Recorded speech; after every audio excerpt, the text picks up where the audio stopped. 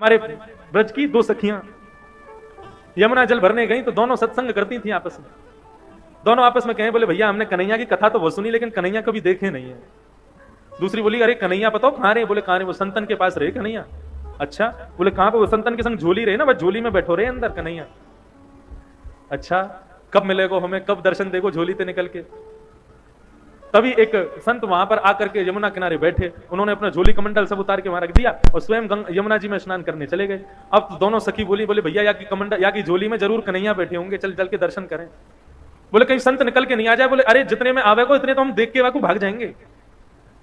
अब संत की झोली खोली, झोली में खूब सारे ग्रंथ निकले, ग्रंथों को निकाला, आदि आदि सब निकाले। नन्हे से डिब्बे में डिब्बा खोल करके देखा, डिब्बे में से कपड़ा हटाया तो लड्डू गोपाल उसमें विराजमान। अब तो सखियां दोनों आपस में, देख देख गोपाल जी, देखी बेटो कन्हैया। अरे बहन कितना सुंदर है कन्हैया। नन्हे से गोपाल जी हाथ में माखन लेके बैठे, लड्डू गोपाल। बोली सुन सुन, डिब्बा में बैठे, जल्दी बाहर निकाल। अब जैसे ही बाहर निकाले तो दूसरी सखी बोली, देख कन्हैया डिब्बा में बैठे बैठे उनके हाथ पांव कैसे सिकुड़ गए हैं।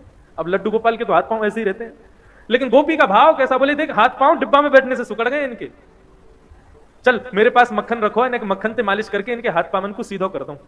अब तो मक्खन से जैसे ही मालिश करनी शुरू करी, करते करते करते करते लड्डू गोपाल भगवान खड़े हो गए, पैर भी सीधे हो गए, हाथ भी सीधे हो गए, कन्हैया खड़े हो गए। जैसे ही खड़े हुए इतने में संत आए और संत जैसे ही आए तुरंत कन्हैया को रख करके डिब्बे में भागी वहां से। संत ने आकर के देखा तो लड्डू गोपाल, जो कि लड्डू गोपाल के रूप में थे, वो खड़े हो गए। संत ने तो कहा कि अब उन सखी रुकती तो उनको प्रणाम करता, वो तो चली गई। प्रभु आज आपने बड़ी कृपा करी, आपने ऐसा चमत्कार दिखाया, आज ऐसे स्वरूप में दर्शन दिए। साष्टांग दंडवत करके जैसे ही चरण स्पर्श किए, संत का स्पर्श करते ही लड्डू गोपाल फिर से लड्डू गोपाल बन गए।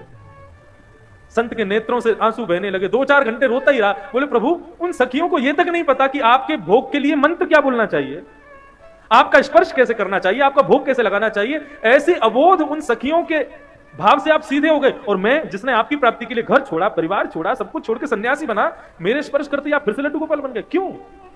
आपको मैं प्रिय नहीं हूं? भगवान बोले अब तो बोलना ही पड़ेगा। तुरंत गोपाल जी बोलने लगे, बोले देखो हम आपके पास रहते हैं क्योंकि आप भाव से हमारी सेवा करते हो, लेकिन आप सदैव हमको मूर्ति मानते हो। उन सखियों ने हमको मूर्ति नहीं माना, इसलिए हम खड़े हो गए।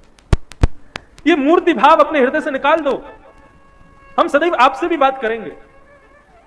भागवत में आदि ग्रंथों में कितनी जगह कहा गया है कि अपने घर में अविराजित अपने लड्डू गोपाल को कभी मूर्ति नहीं समझना चाहिए। वो साक्षात ठाकुर जी, साक्षात कन्हैया।